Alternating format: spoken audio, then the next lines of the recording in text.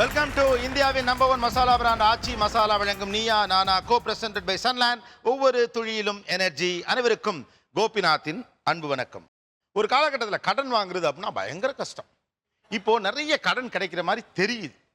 கடனும் நிறைய இல்லை, வீடுக்கோ காருக்கோ கல்யாணத்துக்கோ பர்சனலாவோ டூ வீலருக்கோ எய்தர் அது ப்ராக்டிக்கலாகவும் அவ்வளோ இருக்கா அப்படி தெரியல.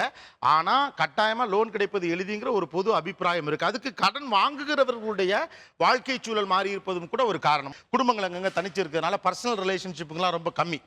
என்ன ஃபார்மலாக இருக்கிறோம், ஒருத்தர் கடன் கேட்கறது கூச்சப்படக்கூடிய ஒரு நிலை இருக்குது. அப்போ bank is the only option available for me. So ஒரு சைடு பார்க்குறப்போ கடன் வாங்கக்கூடிய வாழ்வியல் சூழல் ஒரு பக்கம் மாறி இருக்கிறது, கடன் அவைலபிளாகவும் இருக்கிறது, முன்னை விட மிக அதிகமாக இப்போது கிடைக்கிறது. ஆனால் இது நிஜ முகம் என்ன? லோன் கொடுக்கறது அப்படிங்கிற ஒரு விஷயத்தில் உண்மையாகவே வங்கி எப்படி செயல்படுகிறது, அதோடைய ட்ரூ ஃபேஸ் என்ன, நிஜ முகம் என்ன? இந்த டிபேட்டை நம்ம ஸ்டார்ட் பண்ணுறதுக்கு முன்னால் ஒரு கியூரியாசிட்டி கொஸ்டின். இப்போ ரீசெண்டாக நடந்த ஒரு பொது கருத்து ஒன்று இருக்குது வெளியில். என்ன அப்படின்னா, பணக்காரங்களுக்கெல்லாம் கொடுப்பாங்க, அவன் எவ்வளோ வேணாலும் வாங்குவாங்க, ஏமாத்திட்டும் கூட போவாங்க. ஆனால் ஒரு சாதாரண ஏழை விவசாயியை டிராக்டரை பிடுவாங்க. நம்ம ரீசெண்டாக பார்த்தோம். நேராக சொல்லணும் அப்படின்னா, விஜய் மல்லையாவுக்கு 9,000 கோடி ரூபா கடனை கொடுத்துட்டு பேசாமல் உட்காந்துருப்பாங்க.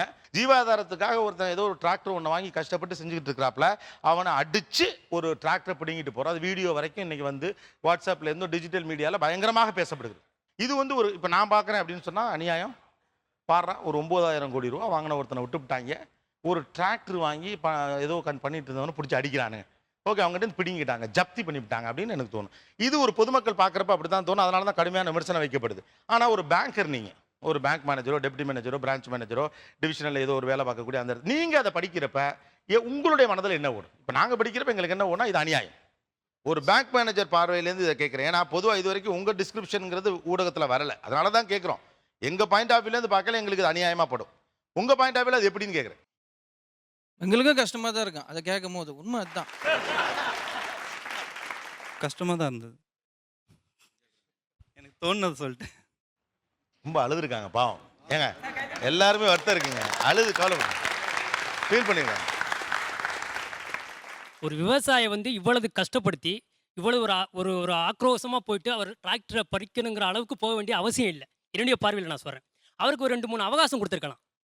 கண்டிப்பாக 2-3 அவகாசம் கொடுத்துருக்கலாம். அவர் 2 டியூ தான் கட்டளைங்கிறப்போ கண்டிப்பாக பேங்க் மேனேஜரோ அந்த particular department loan department consult பண்ணிவிட்டு அவருக்கு அவகாசம் கொடுத்துருக்கலாம். 2 டியூ தான் கட்டளைங்கிறத நான் படித்தது தான். ஆனால் ஒன்று மட்டும் எனக்கு தெரியுது, எல்லார் மனசுலையும் ஒரு கில்ட்டி ஃபீலிங் இருக்குது. அதனால தான் எல்லாரும் நேராக விவசாயியை சப்போர்ட் பண்ணுறீங்க. இல்லை, ஃபேக்டை யாருமே நீங்கள் இதே நியூஸை வீட்டில் பார்த்தீங்கன்னா உங்கள் ஒய்ஃபுக்கிட்ட என்ன பேசியிருப்பீங்களா, அப்போ வாங்கிட்டு போயிடுவான் விட்டுட்டு போயிடணும். 2 பேருமே பேங்கரோட ஆங்கிளில் பாரோயர்ஸ் தான். 2 பேரோட ரீபேமெண்ட் கெப்பாசிட்டியை பேஸ் பண்ணி தான் நாங்கள் லோன்ஸ் கொடுத்துருக்கோம். இவருடைய அசட்டை பேஸ் பண்ணி இவருடைய ரீபேமெண்ட் கெப்பாசிட்டி ரொம்ப இன்க்ரீஸ்டு லெவல் ஆகையினால அவருக்கு கூட கொடுத்துருக்கோம். விவசாயியோட ரீபேமெண்ட் கெப்பாசிட்டி அவருடைய அசட்டை பேஸ் பண்ணி கொஞ்சமாக கொடுத்துருக்கோம். அவருடைய ரீபேமெண்ட் கெப்பாசிட்டிக்கு தகுந்தாப்பில் ரீபேமெண்ட் பண்ணலை அவர். He has failed in his application. அதுதான், அதை வந்து என் ஒய்ஃப்கிட்ட டிஸ்கஸ் பண்ணுவேன். ஓகே, 2 பேருமே தப்பு பண்ணியிருக்காங்கிறதா தியரி. ஓகே, வேற மக்கள் பொங்கி எழுந்து கோமா பேசுகிறாங்கல்ல. ஒரு ட்ரெயினில் ஒரு அம்மா, நான் டிக்கெட் வாங்க மாட்டேன், விஜய் மல்லையாட்ட போய் கடனை வாங்கிட்டு வான்னு சொல்லுதுன்னு ஒரு ஸ்டோரி போடுறாங்களே, சொன்ன நியூஸில் வந்துச்சா இல்லையா? இப்போ நாங்கள் அதை படிக்கிறப்ப கேட்டுச்சா சம கேள்வி அப்படின்னு தான் சொல்லுவோம். நீங்கள் ஆனால் ஒரு பேங்கர் அதை எப்படி பார்ப்பீங்கன்னு கேட்குறேன். ஒரு பார்வையில் பார்த்தாலும் 2 பேரும் ஒன்றா தான் ட்ரீட் பண்ணுவோம். விஜயமலை வாங்கின கடனில் கூட நாங்கள் வந்து பேங்க் வந்து சும்மா இருக்கல. இப்போ வந்து கொடுத்த ப்ரெஷர் தான் இப்போ 4,000 கோடி ரூபாய் திருப்பி கொடுக்குறேன்னு சொல்லிட்டு அவர் ஒத்துட்டு இருக்காரு. அவர் விஜய் மல்லையா ஒரு குறியீடு தான், விட்டுருங்க. ஒரு பிஸ்னஸ் மேன், ஓகே, அவரும் ஒரு சாதாரண விவசாயியும் ஒன்று தானா லோன் விஷயத்துலன்னு கேட்குறேன், அவ்வளோதான். கடலில் திமிங்கலமும் இருக்குது, வஞ்சர மீனும் இருக்குது. இருக்கட்டும், 2ம் கடல் வாழ் உயிரினம் தான்.